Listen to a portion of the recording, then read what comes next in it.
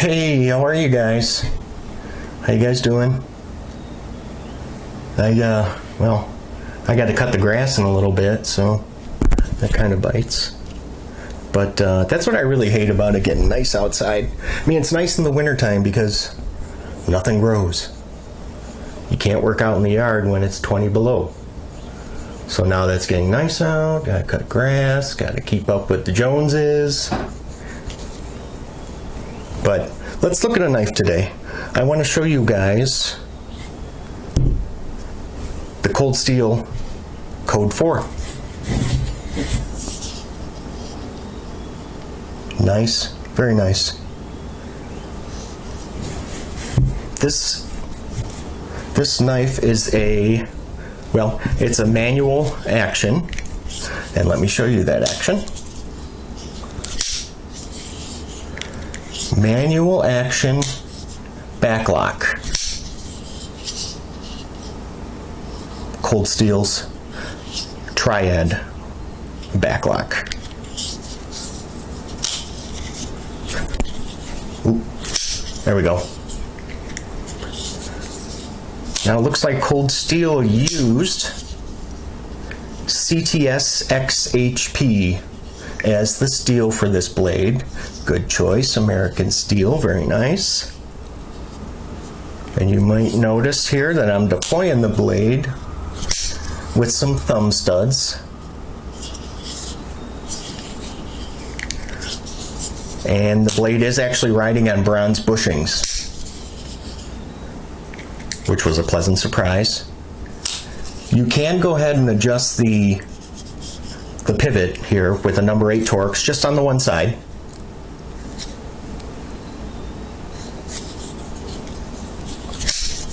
Now this blade has a mirror polished satin finish.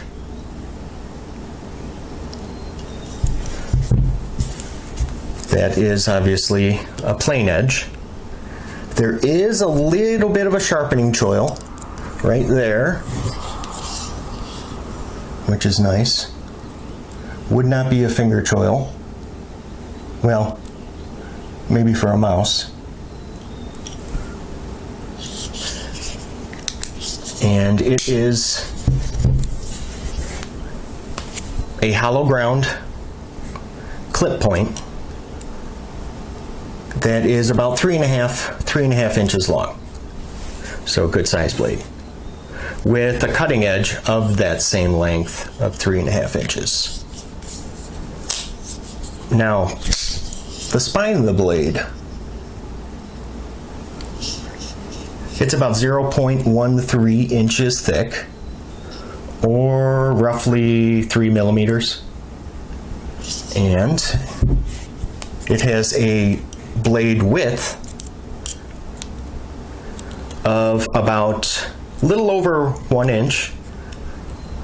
That comes to about 28.8 millimeters. These handle scales are made out of aluminium,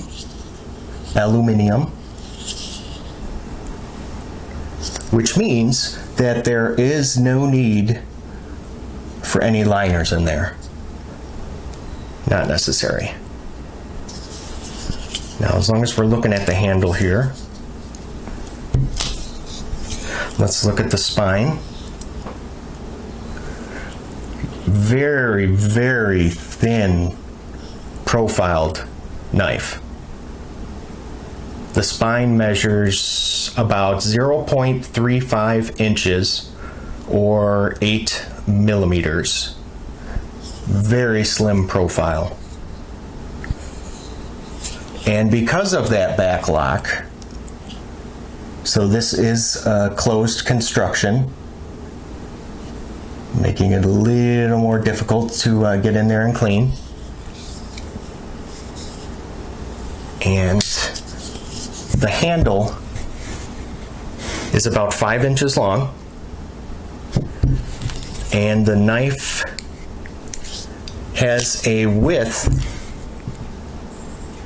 so from there to there was the widest point, and that comes to about 1.7 inches or roughly 43 millimeters. Now overall, this is about 8.5 inches long. The weight, I would really want to show you guys this. By the way, I got a new scale. Huh? Yep. You know what? I just went to the acquisitions department here and just said, hey, I need a new scale. So we were able to do that for you guys. 4.26 ounces. Even though Cold Steel lists the weight as being 4.15 ounces. And I measured it on 2 separate scales and still came up with 4.26, which is still good. I mean, considering overall this is, you know, 8.5 inch long knife, 3.5 inch blade. So that weight is excellent. Very nice. The pocket clip. It is tip up only, and that's, you can set it up for righties or lefties. Now, you might notice that this is not a deep ride, deep carrying pocket clip, which usually Cold Steel knives, they do not use any kind of a deep riding pocket clip, usually. And actually, now I know what you guys are thinking, but Jay, you love deep carry pocket clips. I do, I really do. But this is one of those rare occasions where having a pocket clip like that would not work. Because these handle scales are very, very slippery. Very slick. And this pocket clip is ridiculously strong. So, now imagine if this was a deep riding clip, you would not have much to grab onto to extract it from your pocket. So at least here, you can kind of pinch it there and pull it out. So, well done. Very well done. And now, oh, jimping. I guess you could call that jimping. Kind of crappy jimping. But that's it. Just that little bit there. So on slippery scales and that crappy jimping, I don't know. That's not the best combination. Now I want to show you guys this little experiment here. Okay, stay with me. I'm going to try and demonstrate how slick that the scales actually are. Now this is just felt, green felt tabletop. Okay, I'm going to leave my hand resting on the table just so I'm only using my fingers to push it. Ready? Now, let's do that same test with, this is the Cold Steel Recon 1, which is famous for its very grippy G10 handle scales. Okay?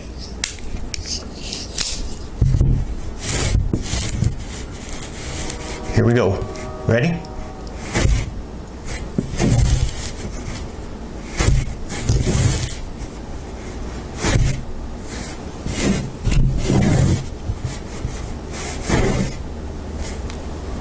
Let's bring in another one. Oh, by the way, this is my EDC for today. Spyderco Manix 2. Let's try it with this. Ready?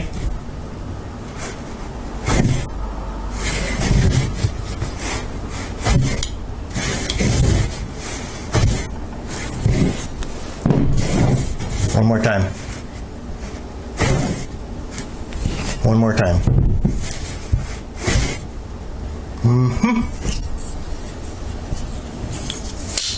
And you know what? I want to leave this out for size comparison as well, so you guys can kind of see that. But yeah, so if that test is any indication of how slick this aluminum actually is and the very minimal jimping, you can see why that could, you know, cause some problems.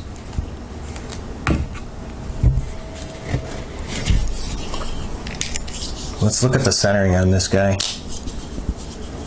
Let's see. What do you guys think? That's pretty friggin' good. Yeah, that's pretty darn good. Well done. And last, we're going to look at the stop pin, which is actually a decent size. External stop pin, which you can see there.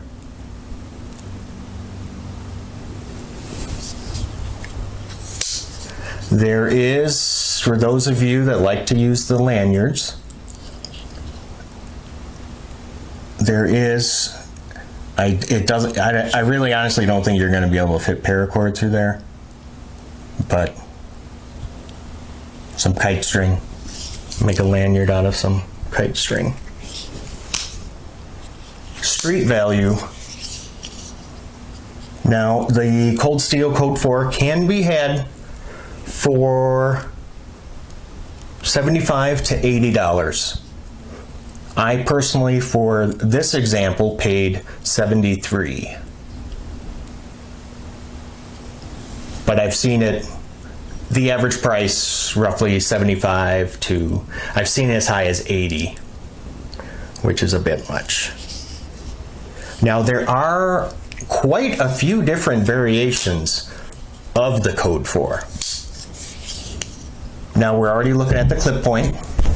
There is also a spear point that comes in plain edge, combo edge, you know, half serrations, half plain, and full serrated spear point, and a very nice looking tanto, plain edge, combo, and full serrated. And same goes for the clip point here too. So there are quite a few options, which is nice to see. Now, as with all knives, there's a couple things that I do and don't like. So let's go over what I like. Yeah, let's talk about what I like first. Now this knife, you might notice, is very, very flickable. Now usually when you think of a backlock knife, they usually, you know, you're not able to usually flick them open. You always, I don't know, most of the time I always end up just, you know, having a knife with a lockback, and it just has to be like a slow, like for example, take the Recon 1. Let me show you. Now this one, sometimes I can get it, I can flick it, but I got to use a lot of stinking wrist, so hold on. Criminy. See what I mean? So the Code4 is actually very, very flickable. Look at that. It's actually, it's not the easiest cold steel knife to flick open. That honor belongs to the Counterpoint 1. Great knife. That one is such a fun fondling knife, but the Counterpoint is gotta be the easiest knife that Cold Steel produces, the easiest one to flick open. This would be second, but it's close. It's close between this and the Counterpoint. But yes, very, very flickable, which I don't know about you guys, I personally really love. Let's see, the aesthetics. This is just a beautiful knife. I mean, it really is. The color of the scales, The satin finish on the blade. Nice and clean. Very nice. Simple design. Simplistic. And we already talked about that the triad lock. It's just very comforting to know, you know, when I do carry this, that I do have a knife in my pocket that, well, potentially will not chop my fingers off when I try to close it. And that's another thing I want to show you guys. Now, the way that you close the Cold Steel Code 4 is, what works for me anyway, is I'll take my thumb, and you got to make sure you have your index finger way up here. Take your thumb, press on it, bam, falls. Very nice. Very nice. The weight is also one of my favorite things about this knife as well. At, what did we see, 4.26 ounces, 8.5 inch long knife. That's fantastic. Oh boy, now let's get into the crappy part. Here's what I don't like. This knife is very wide. This is going to take up some room in your pocket. Let's look at another knife that is known for its width in the pocket, being the Spyderco Manix 2. Let's see. Oh my goodness, I think the Spyderco's got it beat. Wow. Hold on. You guys see that?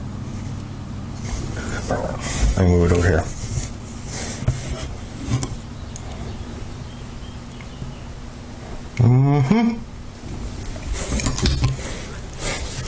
Wow.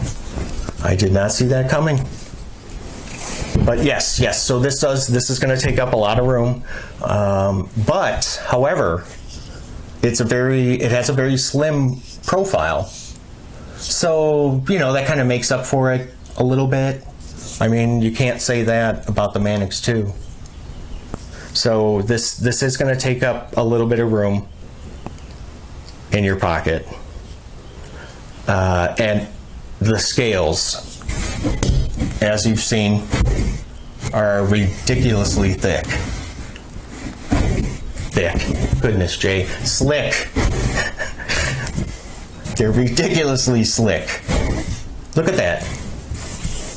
So that's another thing that kind of bothers me, is that, you know, cold steel knives they're meant to be like hard to use kind of knives. So I don't really understand why, like, with a hard to use knife, you would have such a mirror finish on a blade that's going to show up every smudge and every crack, and an aluminum handle that these scale, I mean, they're going to get scratched up. And, you know, so to grip this, there's not a lot there. Now, I have like medium-sized hands. You know, like, they did it right with the Recon 1.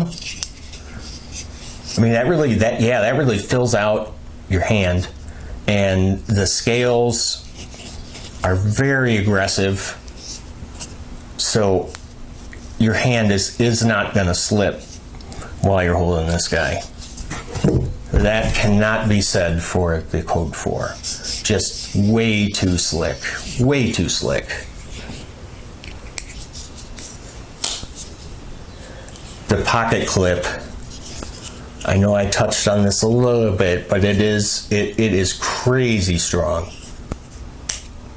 And it's short, so it's really not going to be too much flex to it. So I think it's a little too strong, just a little bit. And going back to the jimping, you know, come on. you know, this is more of like aesthetic jimping than it is functional. And again, a knife with slippery scales, very narrow in, you know, it does not fill out the hand at all. And on top of that, there's really not much jimping. So that's just a little confusing to me. Recommendations. I really like the Code4. I do. I love how it looks. I love the action. I love the back lock that the fact that you can flick open a back lock. I mean, this is another knife that is really a lot of fun to play with. But I don't, when I'm leaving the house, I don't always, I don't bring the Code4 with me very much, to be honest.